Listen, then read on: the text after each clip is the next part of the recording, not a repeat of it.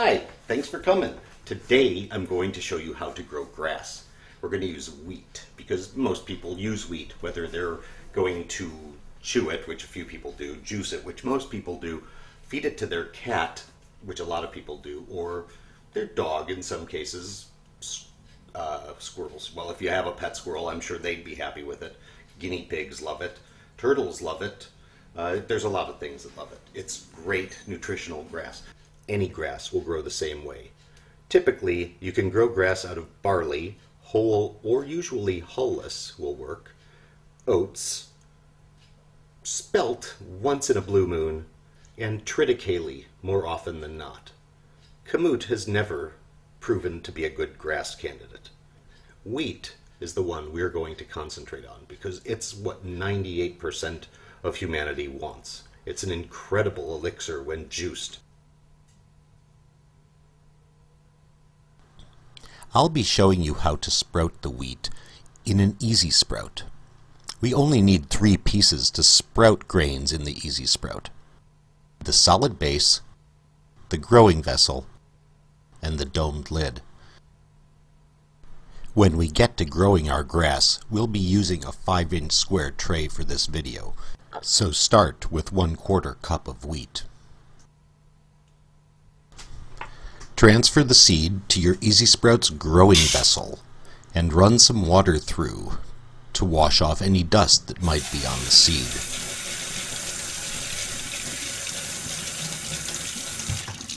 Then insert it into the solid base and add water to soak. Put in 2 to 3 times as much cool water. Move the growing vessel around a little bit so that the seeds all end up getting equal contact to the water. 12 hours later, remove the growing vessel, pour off the soak water, use it on plants if you can or something, and then rinse the seed. Use the spray nozzle from your sink or use the faucet itself. In any case, wash the seeds off and drain them thoroughly, as you've seen in so many of our videos. Wheat is a fairly large seed, so it's easy to drain, relatively speaking. Use centrifugal force to your advantage. Be thorough. Insert the growing vessel back into the solid base in the elevated position and place the domed lid on top. 12 hours later, now that our wheat is sprouted and ready to plant, we just need a medium on which to plant it. A medium is something that will hold water so that the seeds planted atop it have something to draw upon as they grow into plants. The thicker the medium, the less you have to water it. But this is no big deal. No big deal at all. There's so little time involved in this, you will not believe it. Today we are going to use Baby Blanket. Baby Blanket is this nice thin little pad that holds an amazing amount of water. So we are going to use it in conjunction with our dandy little tray. Frankly, you can put this Baby Blanket on a plate as well. The tray makes it slightly more manageable, as you will see in the upcoming video, forthcoming video. So we pour water onto it, let it soak up its fill, just wring it out a little, repeat, wring it out a little, repeat. It's kind of like a sponge, just get it nice and saturated. I repeat this about 4 or 5 times until I'm satisfied. To plant your grass, all that you need to do is spread your sprouted grain on top of your thoroughly moistened medium.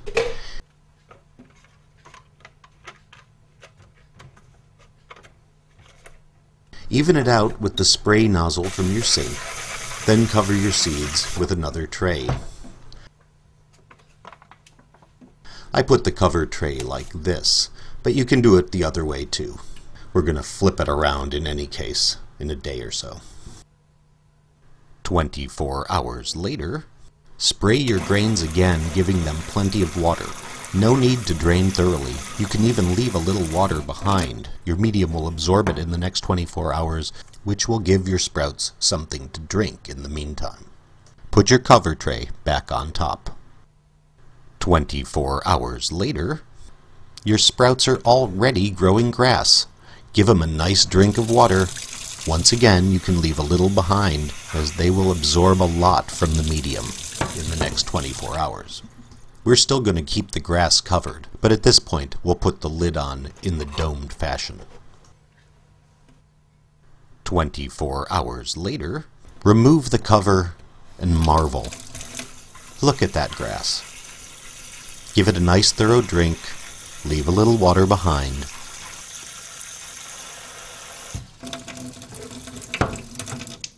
We're going to cover the tray yet again to get our grass to grow even taller before we give it sunlight. 24 hours later, your grass has grown about an inch in the past day. Water it well. The grass has also grown an incredible root system. We don't even require the tray any longer, but we keep using it to retain moisture and to hold the cover tray for one more day. Once again, leave a little water in your plate or drip tray. 24 hours later, at this point your grass has actually pushed the cover tray up. We won't be using that anymore. Water your grass well, as it is drinking it up at an amazing rate. Be gentle so as not to knock the blades of grass around too much. Whether you stick with the tray or move to a plate, leave some water behind for your rapidly growing grass to drink up. It will green up quite nicely with very little light, but bear in mind that the hotter the spot you put the grass in, the faster the water will evaporate. 24 hours later, it's time to water your thirsty grass once again. Watering from the side is a good option to keep from knocking the blades of grass around too much. Because of the remarkable root mass on this grass, the water will not drain out the bottom of the tray, so tip the tray to drain some of the water out. As always, leave a little bit of water behind, and return your grass to its location for further photosynthesis. 24 hours later, there's nothing remaining to do but to marvel at what a seed can accomplish in 9 short days, from its dormant state to grass several inches tall. You can juice this now. Chew it if you don't have a juicer. If you find you like that, you're good to go. If not, get a juicer, a masticating juicer. We sprout people have several to choose from. If you grew your grass for an animal, set it down where they can get at it and water it daily. It can thrive for a week or so. After that, you'll have to plant another crop. Or start one now so that there's a fresh crop ready when this crop is done. If you're growing a bigger crop, just look up our wheatgrass page to determine how much seed to start with.